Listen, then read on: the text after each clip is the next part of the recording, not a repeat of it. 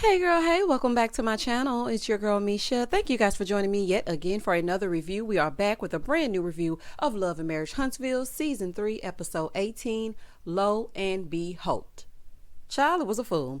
If you are new here, then welcome. I give lighthearted reviews with a little bit of laughter and a little bit of shade and a whole lot of detail. If you are back for a second or third time, then child, welcome back. Y'all, please don't hesitate to like, comment, and subscribe to my channel if you get anything out of the content. Now, when the episode first opens up, Mel and Martell are still discussing his stalker ways, okay? She's like, when I have someone new in my life, I need you to respect boundaries. Martell, okay, whatever you're about to say, I just want to let it be known that nothing justifies you going to where you know that she is and recording her on a date. But let's hear it. So Mel is asking him to respect her boundaries. Martell is acting like a BAN, honey, and y'all know exactly what that acronym stands for. Telling her, your song is about me and F you and your man. Oh, your slip is showing, getting a little sassy. Like, why are you so upset? Oh, child. So her song is crossing boundaries, but not your outside child. Hush, Hotel Holt, honey, get a life. Child, I wouldn't even stand there and talk to him. I'm sorry, I just couldn't. And then you getting all hype. So in his confessional, he's like, yeah, I saw her and the man walking into our favorite restaurant. There is no hours. There's no hours. He's like, so I walked over there and I started recording. For what? You are not married to her anymore, sir. He said, yeah, I was being petty because, that was my first time seeing her out with someone else. Some things, she's done in the past. She's done that to me in the past. Okay, the theme of this episode was petty and passive aggressive. The letter of the day is P, honey. Shout out to Sesame Street. Child, there was so much pettiness and passive aggressiveness all up and through this episode. But y'all, we gonna continue to get into it as we get into it. Now, correct me if I'm wrong, but aren't you two newly divorced? So if she did record you in the past, that meant you were out hoeing again. Okay, you were out cheating. Child, he talked just to talk. I swear Martell just talks in circles, child. I get so exhausted listening to him.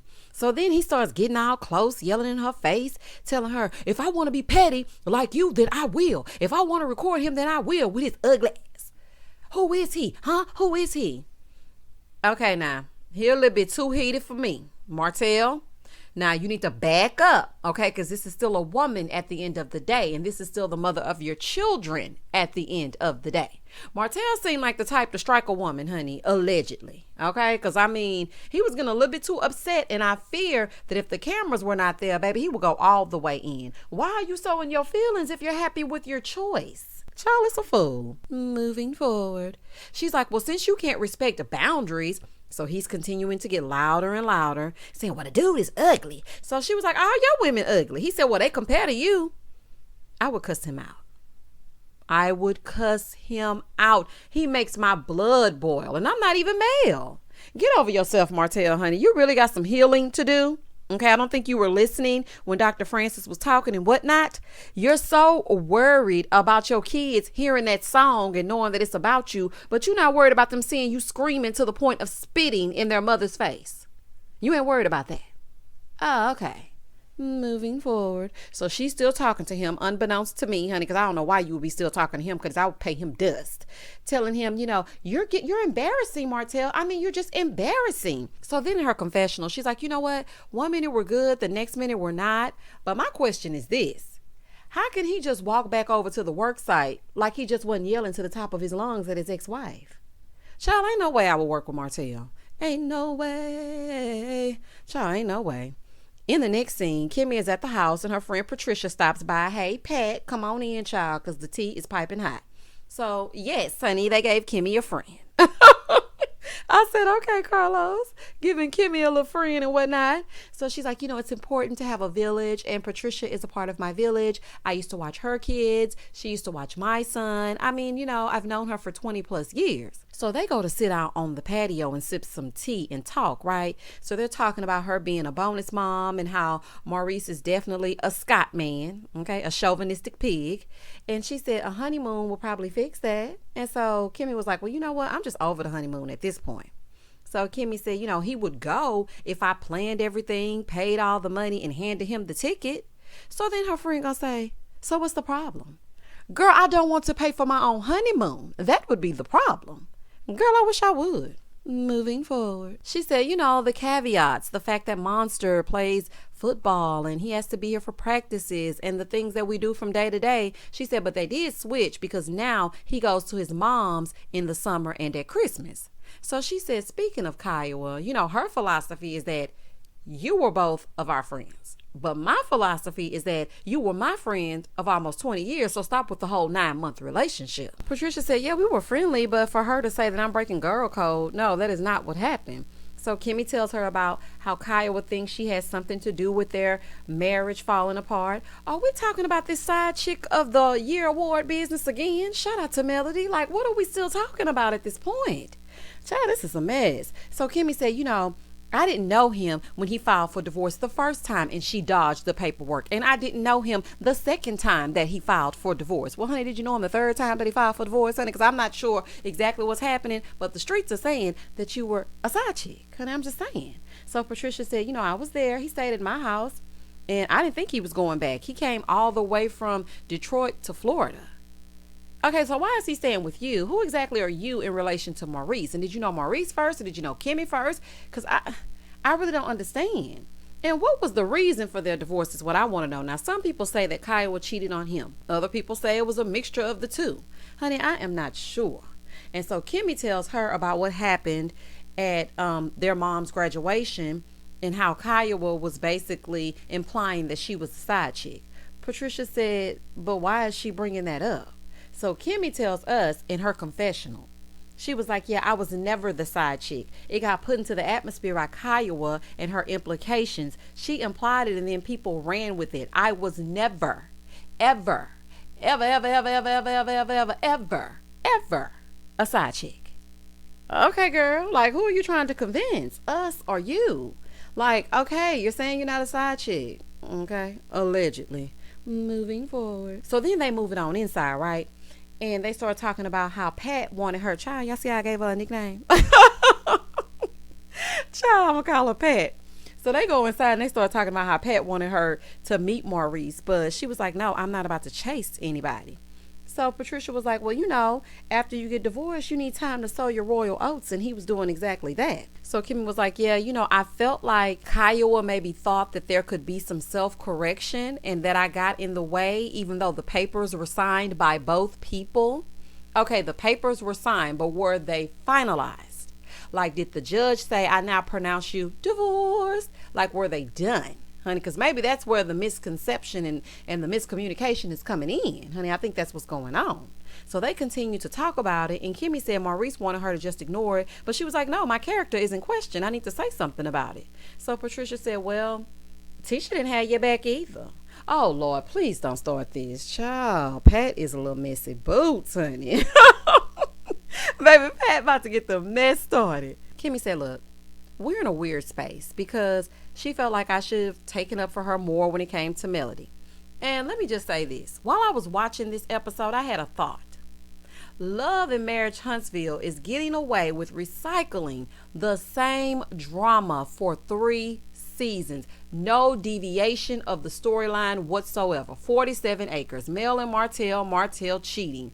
Kimmi, the side chick, according to Kiowa. And Tisha being Tisha and Miss Wanda having questions. Seasons 1 through 3. Carlos King, now, honey, now, either you're an evil genius or we ain't got nothing else to watch on TV. Because it just occurred to me that you are literally getting away with the same drama for 3 consecutive seasons. Baby, y'all need to cut this out. But y'all, please show me your ways, honey, because if I can create a show around some people and have the same storyline continue on for 3 years and nobody noticed and collect a bag, child, I am here for it. Do y'all hear me? Moving forward. Kimmi said, most of the drama was about her and Mel, and now they're friends and I'm still on the outs. So then she tells her how they had the Destiny race and she sent out a group text asking for sponsors. She's like, and I didn't respond. So her friend said, why? She said, I didn't want to. Okay, Petty Betty, we got it. So then she was like telling her about how Tisha was talking about the group text. And Pat said, well, why couldn't you just respond? Honey, that's what we want to know. Why could you not just respond to the text, Kimmi? Why didn't you respond to the text group? So she's like, I was annoyed that it happened. And so, I was being petty in the moment. She said, she should have picked up the phone and called me like she has for the past 10 years when she wants my money. Kimmi, the phone works both ways. You want to control the dynamics of y'all's relationship, and that is not fair. And honey, I don't care how y'all feel about Tisha. Nobody should say, hey, this is the way that things should go in our relationship, and we never deviate from that. No matter if it makes you uncomfortable, no matter if it's one-sided, it's what I say. And what I say goes, or else we won't be friends. That ain't fair. Like, that's not the way things go. So she's like, well, she ain't never put me in no group text before. And then out me in front of the girls? Yeah, I'm good. I'm good. Okay, Kimmi. Well, I hope you're really good, because you just said y'all were fine. Like, when you, her, and Mel were together, you said everything was okay. And she even said that she was going to do better moving forward because she looks up to you. Honey, I know y'all like Kimmi, honey, but she getting on my nerves right now, child. She is really acting a fool. Moving forward. She said, I think any kind of text asking for money is very impersonal. Okay, so why didn't you just say that to Tisha? Tisha, okay, I didn't respond to your text because asking me for money via text is impersonal. Just express it to her in that way so that she can grasp the concept. Now, if she doesn't get it, now it's on her. But honey, the way you looking out here in these streets, child, it's looking very much childish. So child, her friend even tired of it, and she ain't even heard about it that long. She was like, look, neither one of y'all are going anywhere, so y'all might as well mend fences. Kimmi said, I don't know if I have the mental capacity to do that. I don't know how to be this person that she wants me to be. Y'all just speak only when filming and keep it cordial. Honey, you don't have to be besties. Just because y'all are related by marriage, you do not have to be friends. Listen, I handle people the way that they handle me. No expectations leads to no letdowns. Child, just high and by.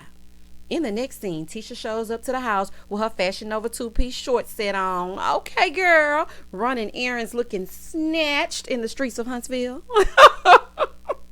I said, baby, Tisha knows she got a body, yaddy, yaddy, yaddy, yaddy, yaddy, yaddy. Go ahead, Tisha, honey. The women in Huntsville are really beautiful women. I have to say that this cast is a beautiful set of women. So, she's greeted by strangers. She walks in her house with her Wendy's and look like she's been to the local Kroger. And she's looking around like, who are these people in my home? So there's this couple that's there, and they're money editors for Success Magazine. So Marsau surprises her with money counseling. Child, he's so petty. Them little bitty teeth. So he's surprising her with money counseling because she surprised him with actual counseling. Okay. But honey, it backfired on him. Marsau doesn't want to address his alleged depression, but he wants to do surprise money counseling. So Tisha grabs a notepad. You thought she wasn't going to be into it. Tisha was like, I want to talk about the budget. Oh my gosh. Child, Tisha can't even be caught off guard right, honey. She said, look, I'm into it. If you're into it, I'm into it. Yeah, Now you're going to have to sit down and talk about the budget monthly. That's what you get. So they're like, no, we don't want to do that. We just want to get to know you. So she's like, I'm a spender, but I buy for the family and he only buys for him. Every time I hear that, I just scream.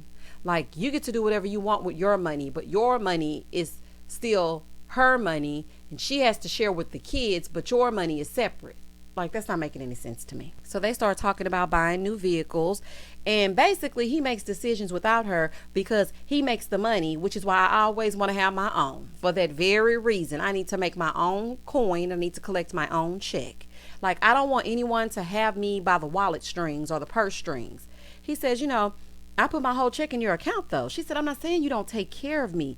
What I'm saying is, like, I have no say in how any of the money is spent. So according to Tisha, he just got a new Mercedes. He was like, yeah, I got a new Mercedes for my 40th birthday. And I was like, Marsau is 41? Like, I could not believe that me and him would have been in high school at the same time. Like, it's no way that I was a freshman and he was a junior. It is absolutely no way. Like, Marsau look like he can be up there with my daddy. Marsau, you might need to see an esthetician and take a little break, honey. I mean, I'm like, it ain't no way he is 41. But child, he said it, so it's got to be so. Moving forward. So then the financial advisors tell them about their experiences with finances, and Tisha tells them growing up, I always had things. My fondest memory was going shopping with my mama. And, I spend, that's what I know, but I also know how to work hard for what I want, which is why I went to college and I married a person that had potential and It's because I like nice things. And I don't think there's anything wrong with that. So then Tisha tells them, I could take y'all upstairs right now and show y'all all this makeup and jewelry. Child, not jewelry. Tisha's so country. Honey, I don't blame you, Tisha, honey. I got a southern drawl myself, honey. Sometimes the things that I say, they come out a little bit different. So I totally understand jewelry, honey. Jury. Not jewelry, but jewelry. So they're like, okay, let's go upstairs. Let's see it. First of all, Tisha, I just want to say this. Show or no show, I am not inviting anyone into my bedroom if it is not clean. The beds were not made. The bedroom was looking like it was one by one. It felt like the walls were closing in. Like, no, not happening. You wait until you're in a space that is clean and tidy and you showing this to the entire world. Come on, Tisha. So she's explaining to her how, women spend money on different things. And she's like, my wig is like what? A good wig now is like what, $1,200? Oh, no, ma'am. Like, where are you going in Huntsville with a $1,200 wig? But I mean, you are on TV, so I guess you have to keep up an image, and then you got the black lounge of it all. So, child, if you're going to spend $1,200 and go and set yourself off, I hope you ain't sending $1,200 over there to AliExpress, honey, because they bamboozling you. When Tisha was talking about all these things, this is what I realized. I realized that in my marriage, I was miserable and buying things to make me feel better. And I think maybe that might be what Tisha is doing. So I was just looking, I'm like, okay, you're buying makeup, you're buying jewelry, and you're buying $1,200 wigs, and I think it's to feel better. Because, child, we all know how Marsau treats her, okay? Moving forward. So then she shows them his cars. And, honey, no shade, but shade. I'm looking at the neighborhood behind them. Y'all need to be saving that money for the manor, okay? Wigs are not equivalent to this $40,000 plus car that you have, Marsau. And this car and these things should not cost more than the place that you live. Okay, because I'm looking around, honey, and I don't know where y'all living. I don't know how y'all living. I was looking, I was like, what is happening, child? This is a mess. But basically, at the end of the day, Marsau is trying to find yet another way to control Tisha. Marsau ain't got nothing else to talk about, so we did this, child. It was a waste of a scene. Moving forward. In the next scene, the ladies show up for an event Destiny is hosting. Destiny, what is this? What is this that you're wearing? The estate is beautiful. The grounds are gorgeous, lush grass. You have your canopy set up with your nice luncheon tables. Everything looks beautiful. But girl, what in the outfit? Okay, Destiny. Honey, Destiny thinks she got a body for the gods, honey. She says she gonna show it off. Well, you go on here, girl. But I just didn't think it was appropriate for the business luncheon of it all. So it's for Black business owners to get together and to network, and I love to see it. She's like, I'm also going to be unveiling my hype hair cover. Yes, for Destiny hosting her own event. I know that's right, girl. So as the event is going on, Destiny is shouting out all the Black excellence at her event, and she shouts out Nurse Kimmi. So here go Kimmi in the confessional. She was like, Destiny shouting me out was cute. I'm trying not to read too much into it, even though she wants a threesome. Kimmi, it sounds like you do too. Child, I would be grossed out at the thought of y'all. But, I mean, it looks like one is waiting for the other to make a move at this point. Because Kimmi mentioned this more than a few times. Do y'all hear me? So Destiny comes over to greet the ladies. And she says she's serving booty and business. Honey, it's looking like. And she thanks Tisha for sponsoring with the chocolate champagne of it all, right? So Mel was like, I told you I would sponsor, but you didn't send me the info like you did Stormy, because I was talking to Stormy and she was like, oh yeah, I'm going, I'm sponsoring. And she was like, you sponsoring? And she ain't say nothing to me? Mel would get on my nerves. Mel don't half the time want to be bothered when it comes to Destiny. She never has her back when it's time to have her back, but she gets bothered whenever she gets left out. I'm not understanding that. So Destiny said, well, I didn't know if you were coming. I mean, you didn't come to the last one. See, Mel? See? Now, if you didn't come and support her on the last one, then why would she think about you sponsoring this one? I think you're so uncool. I think you're acting a fool. Shout out to Melody. Oh, child. Y'all know we back in action, child. We only got 2 more episodes left. So I have to sing the hit song heard round the world. So they started being petty, back and forth and back. And Mel was like, well, I'm still going to give you a sponsor's check. And so she pulls out her check because, she cannot be left out. So Destiny said, I really honestly forgot to send her the sponsorship information because I see her like all day, every day. and I just forgot. But she was like, but I'm still going to cash this check. Honey, I know that's right. And that was nice of Mel to still sponsor after the fact. But I think it was more so like, you ain't going to be talking about me later, honey. Saying I ain't sponsored you, child. Honey, make sure this heifer get this check. Moving forward. So then out of nowhere, Tisha brings up that Destiny and Mel said that they were going to sponsor but never cut the check. Tisha will wait until the most inopportune times to say something that she doesn't need to say in this moment. So then the producer asked Mel if she was offended by that, and Mel claims that it didn't bother her. Now, all right now, Mel, okay? We better not hear about this later, because you said that it was not a problem, okay? And Destiny was like, yep, you're right. I didn't send it to you. You're right. Destiny, you better pass over that check Mel just gave you, child, over there talking about, yeah, you right. Girl, where's this lady's money? So Kimmi said, did you get our check? Now, Kimmi, this has nothing to do with you. Okay, here you go with this passive-aggressive bullshit, because this has nothing to do with you. Of course she got your check, or she would have addressed you. Honey, you know how Tisha is. Honey, she's Miss Wanda's child. If she got something to say, she gonna say it. So she said, yeah, but you didn't respond to the text. So Kimmi said, what's better, responding and not getting the check, or not responding and getting the check? Kimmi, cut the crap. I mean, check or no check, you should have responded. So Tisha said both. Tiffany, you want to get up and go get some champagne? And I was thinking to myself, why are you taking Tiffany? But girl, go set yourself off. So in the confessional, Tisha was like, it's funny that Mel called her a side chick and she didn't say nothing to her, but she want to be petty with me. That's because she thinks you're an easy target. Okay, but you've been working on yourself, and I respect Kimmi, but I'm glad Tisha is standing up for herself, because I mean, this just is not making any sense at this point. So Tisha and Tiffany go to get some champagne while Mel is at the table talking about her all-white premiere party for her video, child, the world premiere. Over in the cut, Tiffany and Tisha, TNT, they're talking about Tisha getting to know Tiffany. Child, I almost forgot about Tiffany and her surprise groom. Child, Lewis ain't been invited out since. Okay, since he ran his mouth, he ain't been invited not nowhere. Baby, they ain't inviting him nowhere at all. So then Tisha said, I only see you in business settings, but I don't know anything bad about Tiffany. Like, if you say you're transparent, tell us about a time you made it through a tough time in your life. Tisha sounded like those interviewers at a job interview when you sit down and they say, tell us about a time you had to overcome an obstacle with another employee or colleague. When they be asking you those questions and you like, child, I ain't never had to overcome that. And I just cuss them out and keep it pushing. Child, you don't even have an answer. I hate when they ask me those questions, honey, because I be coming up with something on the spot. I'm like, well, there was this one time. Girl, not one time at band camp. Girl, goodbye. Moving forward. So Tiffany said, yes, I was divorced. Lewis was divorced. We both cheated with each other. Child, do tell. She's like, the reason we are the way we are is because we talked about it. Like, what made you cheat? And, we needed to know those things in order to move forward. She said, so why did you cheat? I mean, if you don't mind me asking. She said, well, I never cheated in my marriage. It was high school.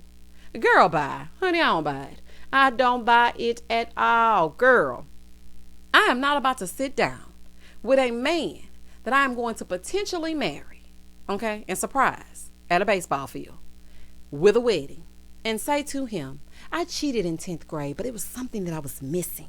It's just something he wasn't doing in between third and fourth period. Child, if you don't go on, girl, goodbye.